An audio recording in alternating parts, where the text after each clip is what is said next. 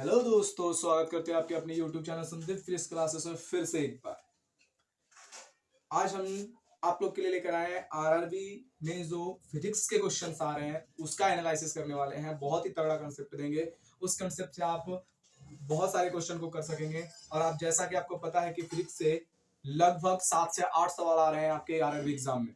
तो उसको देखते हुए हम जो कल क्वेश्चन आए थे एग्जाम में 24 अगस्त को जो क्वेश्चन पूछे गए थे एग्जाम में, उसका एनालिसिस आपके सामने रखने वाले हैं, केवल फिजिक्स का।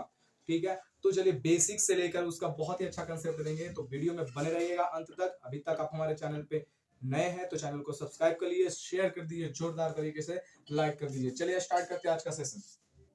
सबसे पहला अगर क्वेश्चन देखा जाए, सबसे पहला अगर फिजिक्स से क्वेश्चन देखा जाए तो देखिएगा, सीधा और आभासी प्रतिबिंब। देखिए बहुत ही अच्छा क्वेश्चन दिया था, सीधा और आभासी बोला गया था। सीधा और आभासी प्रतिबिंब, सीधा और आभासी प्रतिबिंब की बात करें, बोला गया था दर्पण दे रखा होगा और सीधा आभासी प्रतिबिंब किस दर्पण में बनता है। ठीक है, तो आपको पता होना चाहिए सीधा और आभासी बोलेगा तो सीधा किस में बनता है, तो सीधा एक बनता है आपका सीधा। जैसे सीधा बनाने की बात करें तो अगर अवतल दर्पण रहे, तो उसमें प्रतिबिंब उल्टा भी बनता है, लेकिन हमेशा ये बोला है सीधा। तो सीधा बनने का कॉन्सेप्ट अगर आएगा तो हम लोग जानते हैं कि एक दर्पण होता है आपका समतल, एक दर्पण भैया होता है, क्या होता है, समतल। और दूसरा दर्पण होता है उत्तल। दूसरा दर्पण क्या होता है, उत्तल। उत्तल दर्पण में हमेशा जो प्रतिबिंब बनता है वो सीधा और आभासी बनता है, क्योंकि आप लोग जानते हैं ये आपका कौन सा, ये आपका कौन सा दर्पण है, उत्तल दर्पण है। जब ये उत्तल दर्पण है तो यहाँ से जितनी सारी रेज आती है उसके बाद यहाँ से टकराने के बाद इस प्रकार मुड़ जाती है, लेकिन जैसे ही दर्पण के पीछे कुछ इस प्रकार का एंगल बनाता है और यहाँ से किरण जो रिफ्लेक्ट होती है, अपवर्तित होकर इधर पार होती है, तो यहाँ पर इमेज बनाता है। आपको पता होगा जो इस साइड इमेज बनते हैं वो सीधा होता है। तो उत्तल दर्पण में जितने सारे इमेज आपके आएंगे वो सीधा आएंगे। ऑप्शन में बहुत सारे ऑप्शंस रहेंगे जिसमें आपको सीधा और आभासी प्रतिबिंब के लिए अगर ऑप्शन चूज करना हो तो आप आंसर कर सकते हैं समतल, समतल और उत्तल, समतल और उत्तल। इसके अलावा आप कोई ऑप्शन की तरफ मत जाइए। ठीक है, यही दो है जिसमें आपको समतल और उत्तल, वही है जिसमें आपको सीधा और आभासी प्रतिबिंब मिलेगा। वास्तविक प्रतिबिंब हमेशा उल्टा होता है, ये आपको पता है। सीधा और आभासी प्रतिबिंब के बारे में ये सही है। और रही बात आपको जैसे कहने का मतलब है कि अवतल दर्पण में कहां पर रखेंगे, कहां प्रतिबिंब बनेगा, तो इसका वीडियो बनाकर डाल दिया गया है, तो आप हमारे वीडियो वाले सेक्टर में जाकर देख लेंगे। बहुत ही अच्छा कंसेप्ट दिया है जिससे आपको कहीं भी इमेज रहे, कहीं भी वस्तु रखें, इमेज कहां भी बनेगा, कैसा बनेगा, बड़ा बनेगा, छोटा बनेगा, सारा कंसेप्ट आपको मिल जाएगा। नेक्स्ट क्वेश्चन की तरफ चलते हैं। अगला क्वेश्चन, निरपेक्ष अपवर्तनांक का मान कितना होता है। देखिए भैया, निरपेक्ष अपवर्तनांक, अपवर्तनांक को हम लोग म्यू से डिनोट करते हैं। अपवर्तनांक को किससे डिनोट करते हैं, म्यू से। अपवर्तनांक को म्यू से डिनोट करते हैं, फॉर्मूला होता है भाई म्यू बराबर साइन आई बटे साइन आर, जिसे हम लोग कौन सा नियम कहते हैं, स्नेल का नियम, स्नेल्स लॉ। ठीक है, ये स्नेल का नियम कहते हैं। साइन आई बटे साइन आर बोला गया है। तो ये जो आपका वैल्यू पूछता है कि अपवर्तनांक या निरपेक्ष अपवर्तनांक का, अपवर्तनांक की बात की जाए तो ये फॉर्मूला याद रखिएगा, जिसमें आपको इंसिडेंट रे देखा रहे दिया रहे, सॉरी इंसिडेंट एंगल दे रखा हो। ठीक है, उसके बाद आपको अपवर्तनांक दे रखा हो, तो इस तरह से क्वेश्चन आप आर का वैल्यू फाइंड आउट कर सकते हो। लेकिन बोला गया है कि निरपेक्ष अपवर्तनांक का वैल्यू कितना होता है, तो ध्यान रखिएगा निरपेक्ष अपवर्तनांक का वैल्यू, यहाँ ऑप्शन से बहुत सारे होंगे, एक होंगे, एक से ज्यादा होंगे, एक से कम होंगे, तो कभी भी निरपेक्ष अपवर्तनांक का वैल्यू एक से कम नहीं होता है।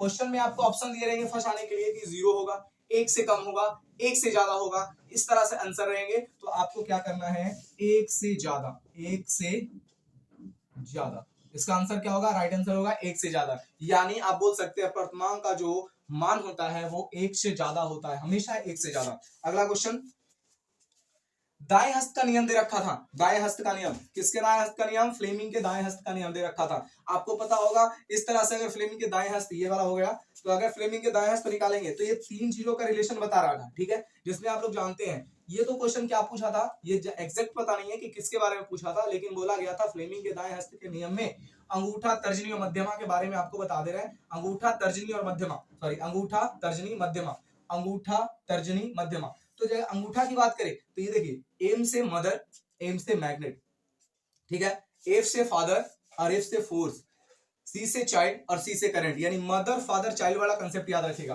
Mother father child. एम से बोलेगा तो मैग्नेट को याद रख लीजिएगा, ये अंगूठा चुंबकीय क्षेत्र की दिशा को इंगित करता है, ये देखिए चुंबकीय बल की दिशा को इंगित करता है, ये हमारा करंट को इंगित करता है। तो इस तरह से आप क्वेश्चन को सॉल्व कर सकते हैं। आपको तीनों में से किसी के बारे में पूछ दे कि कौन सा फिंगर क्या बताता है, मिडिल फिंगर क्या बताता है, तर्जनी क्या बताता है, अंगूठा क्या बताता है, सारा बोल दीजिएगा। मदर फादर चाइल्ड वाला कंसेप्ट याद रखिएगा। एम से मदर, एम से मैग्नेट हो जाएगा, एफ से फादर, एफ से फोर्स हो जाएगा। कैसा फोर्स होगा? चुंबकीय, ठीक है ना, मैग्नेटिक फोर्स होगा। सी से चाइल्ड और सी से आपका करंट हो जाएगा। आशा करते हैं यहां तक आपको क्लियर हो गया होगा। अगला क्वेश्चन, अगला क्वेश्चन आपका प्रिज्म से क्वेश्चन आया था, प्रिज्म से, ठीक है ना।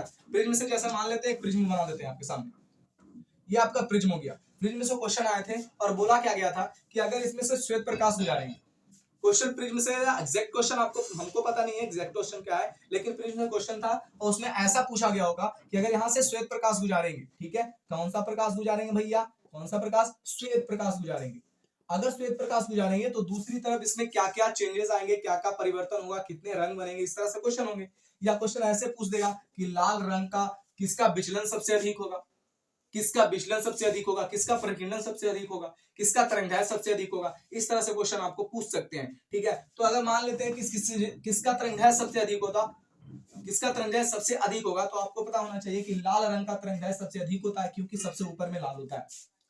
जिसका विचलन सबसे अधिक होता है तो बैगनी रंग का विचलन सबसे अधिक होता है, क्योंकि आपको पता है कि यहां से आने के बाद ये 7 रंगों में विभक्त हो जाता है। ऊपर में होता है आपका लाल और नीचे में होता है आपका बैगनी, जिसको आप बेजानी या फिनाला के नाम से जानते हो, ठीक है ना। मध्यमा रंग की बात करें तो आपका हरा जो हो जाएगा वो माध्य रंग हो जाएगा। माध्य रंग की बात करें तो माध्य क्या हो जाएगा आपका? हरा। हरा आपका जो हो जाएगा वो माध्य, ग्रीन। हरा रंग आपका माध्य रंग हो जाएगा। तीसरा बात करें अगर इसमें से तीसरा कंसेप्ट, तो बोला जाता है कि प्राथमिक कलर कौन सा है, प्राथमिक रंग कौन सा है, तो प्राथमिक रंग आपका हो जाएगा हरा, नीला और लाल, जिसको हम लोग याद कर सकते हैं हनी लाल। क्या याद कर सकते हैं? हनी लाल, हरा, नीला और लाल। तो ये तीन कंसेप्ट, तीन क्वेश्चन आपके बन सकते हैं रंग से कि प्राथमिक रंग कौन है। दूसरा क्वेश्चन क्या बन सकते हैं? माध्य रंग कौन है। और तीसरा क्वेश्चन है आपका बन सकता है कि किसका तरंगदैर्घ्य सबसे ज्यादा होगा, किसका विचलन सबसे ज्यादा होगा। ये प्रिज्म से क्वेश्चन आएंगे। अगला क्वेश्चन आपके सामने, अगला क्वेश्चन बताते हैं आपको, ध्यान दीजिएगा। अगला क्वेश्चन है आपका, देखिएगा अगला क्वेश्चन में करंट आपका दे रखा था। देखिए इलेक्ट्रिक करंट से आपका क्वेश्चन है, करंट आपका दे रखा था, यानी धारा आपका दे रखा था 5 एम्पियर। बहुत ही आसान क्वेश्चन है, कंसेप्चुअल है बस, ठीक है ना, बनाना सीख लीजिए। V का वैल्यू आपका दे रखा था 50 वोल्ट। V का वैल्यू कितना वोल्ट दे रखा था? 50 वोल्ट। अब यहाँ पर क्वेश्चन पूछ रहा था, क्या पूछेगा, तो यहाँ पर आपको जाहिर सी बात है I भी दे रखा था, तो R का वैल्यू आपका फाइंड आउट करने के लिए बोला था कि रेजिस्टेंस कितना होगा। फॉर्मूला लगाइए भैया ओम्स लॉ का, तो V बराबर फॉर्मूला होता है I इंटू R। R का वैल्यू निकालिएगा तो आपको V बटा I हो जाएगा। बात समझ में आया? V का वैल्यू कितना है? 50, I का वैल्यू 5, यहां से निकल कर आ जाएगा कितना? 10 ओम।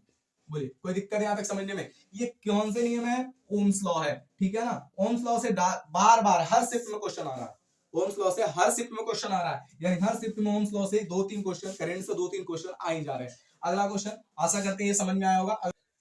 इसी के जरिए एक और क्वेश्चन पूछा जा सकता है। क्या क्वेश्चन पूछेगा कि मान लेते हैं कि इस तरह का कुछ फिगर दे रखा हो और आपसे क्या पूछे कि अगर इसे 110 वोल्ट पे रखा जाए, 110 वोल्ट पे रखा जाए, कितने वोल्ट पे रखा जाए? 110 वोल्ट पे रखा जाए, तो क्या मिलने वाला है, यानी कि धारा का मान क्या होगा।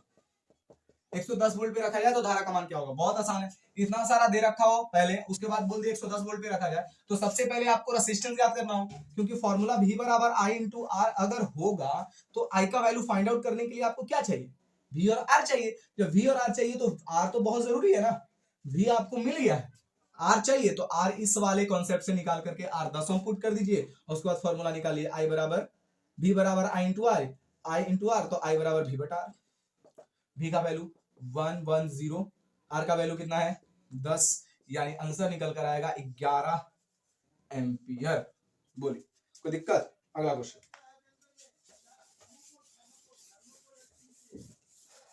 अगला क्वेश्चन को ध्यान से सुनिएगा। फिर देखिए अगला क्वेश्चन में पावर दे रखा है, पावर दे रखा था, पावर कितना दे रखा था? तो 2500 वाट। एग्जैक्ट वैल्यू नहीं होगा शायद, ये नहीं बोल रहे कि यही वैल्यू होगा, लेकिन इस तरह का क्वेश्चन था। फिर आपका दे रखा था कि ये टाइम दे रखा था कि 5 घंटे तक जलता है, 5 आवर्स तक जलता है, ठीक है ना, 5 घंटे तक जलता है। तो क्या कह रहा था कि इसकी ऊर्जा ज्ञात करें, ठीक है ना। तो आपको पता होना चाहिए वाट है, ठीक है। घर का जो ऊर्जा होता है वो किलोवाट घंटा में होता है, ठीक है, किलोवाट घंटा में होता है। ये केवल वाट में है, इसको किलोवाट में बदलने के लिए 1000 से भाग देंगे। कितना से भाग देंगे? 1000 से। तो 2500 और बटा 1000 हो जाएगा। तो 2 जीरो से 2 जीरो यानी 2.5 किलोवाट। किलोवाट आ गया आपका। ये वाट है तो किलोवाट में बदलने के लिए क्या करना पड़ेगा? 1000 से भाग देना पड़ेगा। तो ये आपका किलोवाट में आ गया, यानी 2.5 किलोवाट, ठीक है। दूसरा चीज, घर का जो ऊर्जा मापते हैं वो हमारा किलोवाट घंटा में होता है। तो आपका देखिए टाइम दे रखा था, ये पावर निकालना था, तो आपको पता होगा P बराबर फॉर्मूला होता है, ऊर्जा निकालना था, सॉरी पावर नहीं, ऊर्जा निकालना था। P बराबर फॉर्मूला था W बटा T। कार्य ऊर्जा में बदलता है तो W बराबर हो जाएगा क्या? P गुना में T। P आपका दे रखा है 2.5, T आपका दे रखा है 5, P आपका दे रखा है 2.5। देखिएगा ध्यान से, P आपका कितना दे रखा है? 2.5 और ये आपका कितना है?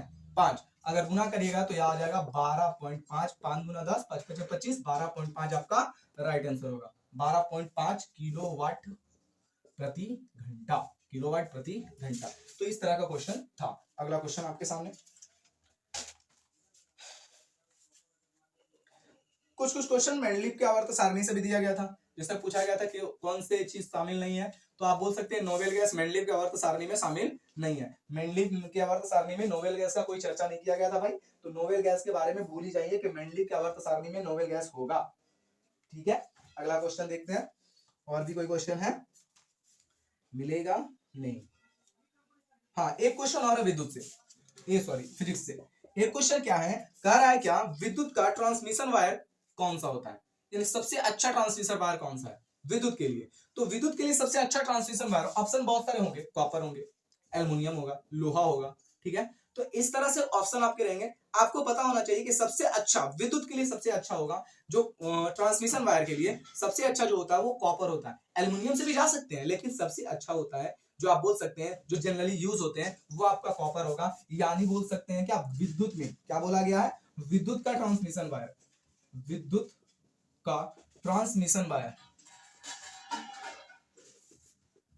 Transmission wire. अगर विद्युत का ट्रांसमिशन वायर की बात करें तो इसका आंसर हो जाएगा कॉपर, ठीक है। कॉपर आप राइट आंसर करके आइएगा, ठीक है ना, भूलिएगा नहीं, बहुत आसान कंसेप्ट है। यहां तक समझ में आया? अगला क्वेश्चन देखते हैं।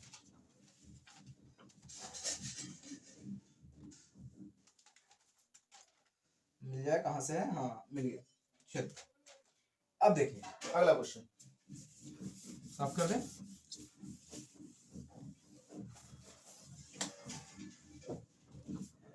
अगला क्वेश्चन क्या था कि दूसरे ही शिफ्ट में अगला क्वेश्चन पूछा था कि स्नेल के नियम को लिखे। अभी बताए थे स्नेल्स लॉ के बारे में पूछा था। स्नेल का नियम फॉर्मूला था साइन आई बटे साइन आर बराबर म्यू। ये आपका स्नेल्स का नियम है, जिसमें से आपको म्यू दे रखा होगा, आई दे रखा होगा, आर निकालने के लिए बोल देगा, आई दे रखा होगा, आर दे रखा होगा, म्यू निकालने के लिए बोल देगा। तो इस तरह से क्वेश्चन थे स्नेल्स के नियम से। अगला क्वेश्चन है चुंबक लटकाया जाता है, यानी चुंबक को जो स्वतंत्रता पूर्वक लटकाते हैं। चुंबक के बारे में पूछा था भैया, चुंबक के बारे में, मैग्नेट के बारे में पूछा था। बहुत तगड़ा है भाई, ठीक है ना। जल्दी से इसे शेयर कर दीजिएगा बहुत ज्यादा, ठीक है ना, और जोरदार तरीके से इसे लाइक कर दीजिए, क्योंकि बहुत अच्छा कंसेप्ट देने वाले हैं आपको। मैग्नेट, चुंबक, क्या मिल रहा है? चुंबक। तो चुंबक के बारे में आपको पता होना चाहिए। जब इसे स्वतंत्रता पूर्वक लटकाते हैं तो कन्ने घूमता है उत्तर दक्षिण की ओर में, उत्तर दक्षिण की ओर निरूपित करता है, नॉर्थ और साउथ पोल को निरूपित करता है। यानी इसका जो वैल्यू हो जाएगा नॉर्थ टू साउथ, ठीक है ना। इसमें नॉर्थ वाला होता है पॉजिटिव, साउथ वाला होता है नेगेटिव। एक चीज हमेशा ध्यान दीजिएगा, जो कंसेप्ट दे रहे हैं कहीं से नहीं मिलेगा, ठीक है। बहुत छोटा छोटा कंसेप्ट है नॉर्थ साउथ, ठीक है। तो अभी तक आप हमारे चैनल पे नए तो चैनल को सब्सक्राइब कर दीजिए, जल्दी से जल्दी सब्सक्राइब कीजिए, चैनल के साथ जुड़ जाइए। बहुत ही अच्छा अच्छा कंसेप्ट मिलेगा आपको, ठीक है। आने वाले समय में भी, आने वाले एग्जाम में भी फिजिक्स से रिलेटेड, साइंस से रिलेटेड बहुत सारे अच्छे अच्छे कंसेप्ट मिलने वाले हैं।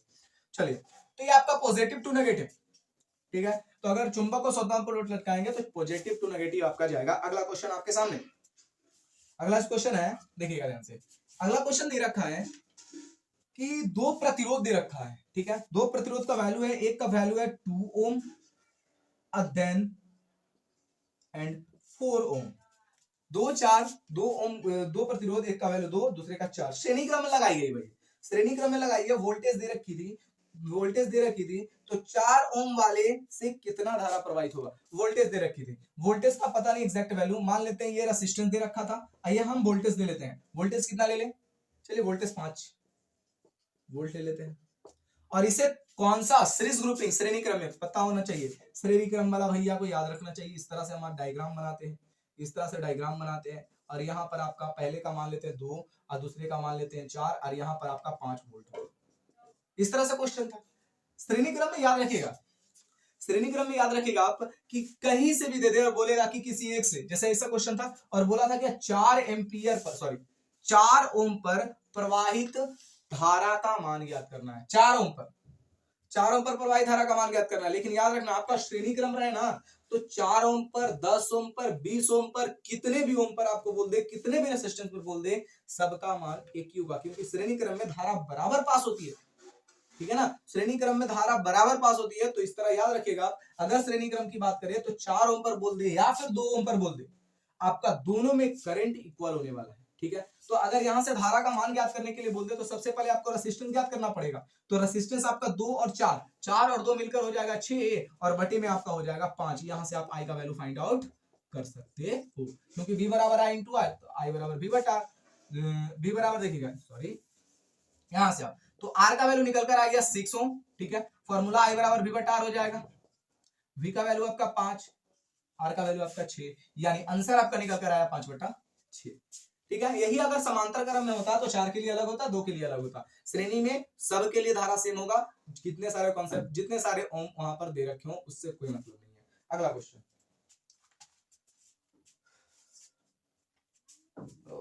चलिए अगला क्वेश्चन, हर शिफ्ट में 5 से 7 क्वेश्चन पूछे जा रहे हैं फिजिक्स से। अगला क्वेश्चन क्या था, देखिए अगला क्वेश्चन था दर्पण की फोकस दूरी और वक्रता त्रिज्या के बीच में रिलेशन। दर्पण की फोकस दूरी और वक्रता त्रिज्या के बीच में रिलेशन। देखिए फोकस दूरी को f से डिनोट करते हैं, वक्रता त्रिज्या को r से डिनोट करते हैं। फोकस दूरी को f से, स्मॉल f से, वक्रता त्रिज्या को r से। ये दोनों बहुआ के बीच में रिलेशन कैसा होता है, तो दोनों बहुआ के बीच में रिलेशन होता है f बराबर r बटे 2। ठीक है, ऐसा मिलेगा आपको चेहरा देखने के लिए। अब फिर कैसा मिलेगा, 2f is equal to r, ये चेहरा आपको मिल सकता है देखने के लिए। तो ये सारे चेहरे का मान क्या है, एक ही है, यानी दोनों के बीच में रिलेशन कैसा होगा, f बराबर r बटा 2, f का मान r के आधे के बराबर या फिर r का मान f के दोगुने के बराबर। क्या दिक्कत, चलिए ऐसा क्वेश्चन आपको वर्ड प्रॉब्लम में दे सकता है। ठीक है, अगला क्वेश्चन, अपवर्तन का नियम, अपवर्तन का नियम किसमें लागू होता है, ये क्वेश्चन पूछा गया है। क्वेश्चन यहां से कि अपवर्तन का नियम किसमें लागू होता है, दर्पण, कैसा दर्पण, अगर बोल दे अपवर्तन का नियम किसमें लागू होता है, तो अगर क्वेश्चन में दे दे कि अपवर्तन का नियम किसमें लागू होता है, बहुत सारा ऑप्शन दे जिसमें समतल हो, अवतल हो, उत्तल हो, इस तरह से रहे। तो समतल में तो आपको पता होना चाहिए कि उसका एक भाग कलई किया रहता है। अपवर्तन का नियम किसमें लागू होता है, क्वेश्चन लिख ही देते हैं, क्या दिक्कत। अपवर्तन का नियम किसमें लागू होता है, किसमें लागू होता है, किसमें लागू होता है, अपवर्तन का नियम किसमें लागू होता है। अगर ऑप्शन में दे दे समतल, भैया एकदम गलत है ये। समतल में आपको पता होना चाहिए इसका एक भाग कलई किया रहता है, तो अपवर्तन में पार होना चाहिए किरण, ना कि रिफ्लेक्ट होना चाहिए। समतल में आपका क्या हो जाएगा, अपवर्तन नहीं होता है, परावर्तन का नियम लागू होता है। ठीक है, इसमें रिफ्लेक्ट होगा। ठीक है, तो परावर्तन हो जाएगा तो समतल तो होगा नहीं। दूसरा आप दे सकते हैं बहुत सारे, अवतल दे सकते हैं, अवतल और भी रहेंगे साथ में। अवतल समतल दे देगा, तो जैसे ही समतल आया वो भी खत्म, उत्तल समतल दे देगा वो भी खत्म। अगर अवतल दे दे और फिर उत्तल दे दे, तब ये दोनों आपके ऑप्शन राइट होंगे। बोलो कोई दिक्कत है, बहुत आसान है, बहुत आसान। हम लोग इसे बेकार का हार्ड लेकर चलते हैं। अपवर्तन के नियम किसमें लागू होता है, तो अपवर्तन का नियम इस तरह उस वाले सेक्टर में लागू होगा जिसमें किरण पार हो जाए। आपको पता होना चाहिए किरण पार हो जाए ऐसे। ठीक है, यहां से ऐसे, यानी विरल से सघन में जाता है तो विलंब की ओर मुड़ता है, और सघन से विरल में जाता है तो विलंब से दूर जाता है। यानी दोनों में से कोई कंसेप्ट लगना चाहिए। अगर दोनों में से कोई कंसेप्ट लागू हो रहे हैं तो अपवर्तन हो रहा है, नहीं लागू हो रहे तो अपवर्तन नहीं हो रहा है। तो अपवर्तन का नियम अवतल और उत्तल दर्पण में लागू होते हैं। अगला क्वेश्चन, अगला क्वेश्चन आपके सामने, रेसिस्टेंस दिया होगा, ठीक है, करंट भी दे रखा होगा, फिर वही ओम का नियम वाला क्वेश्चन आ गया। फिर ओम का नियम, ओम का नियम क्वेश्चन था। फॉर्मूला आपको बखूबी पता है, V बराबर I/R। हर शिफ्ट में ओम्स लॉ से क्वेश्चंस आ रहे हैं, तो ओम्स लॉ को बढ़िया से अच्छे से पढ़ते जाइएगा। गोलीय दर्पण का फॉर्मूला पूछा है भैया, बहुत आसान क्वेश्चन है। गोलीय दर्पण का फॉर्मूला, गोलीय दर्पण का फॉर्मूला पूछा है, formula 1/f is equal to 1/v plus या 1/u प्लस 1/v। कोई दिक्कत है? कोई दिक्कत नहीं है। तो ये क्वेश्चन का आंसर हो जाएगा, ठीक है। उसके बाद अगला क्वेश्चन और है, देख लेते हैं नहीं, विद्युत हीटर का तार किसका बना होता है? अगला क्वेश्चन है फिजिक्स से रिलेटेड। हीटर का तार बोला है भैया, हीटर का तार आपका बना होता है नाइक्रोम का। तो ये क्वेश्चन थे आपके कल के एग्जाम के। फिर आपको आज वाले जितने सारे क्वेश्चंस आएंगे फिजिक्स से रिलेटेड कल फिर आपको मिलेगा। तो चैनल पर नए हैं तो चैनल को सब्सक्राइब कर लीजिए, ज्यादा से ज्यादा इसे शेयर कर दीजिए भाई। एक बार लाइक का बटन तो जरूर दबाइए।